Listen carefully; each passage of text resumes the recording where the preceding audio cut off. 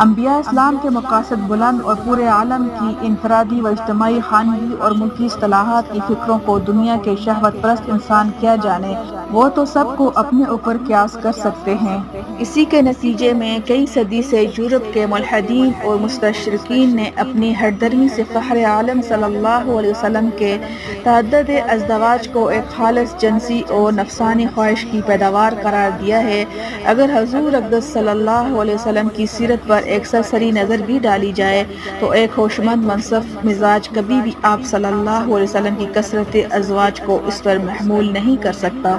आप सल्लल्लाहु अलैहि वसल्लम की मासूम ज़िंदगी कुरैश मक्का के सामने इस तरह गुजरी कि 25 साल की उम्र में एक सने रसीदा साहिब औलाद बेवा जिसके 2 शोहर फोत हो चुके थे से हक करके उम्र के 25 साल तक उन्हीं के साथ गुजारा किया, वो भी इस तरह के महीना महीना घर छोड़कर गारे हरा में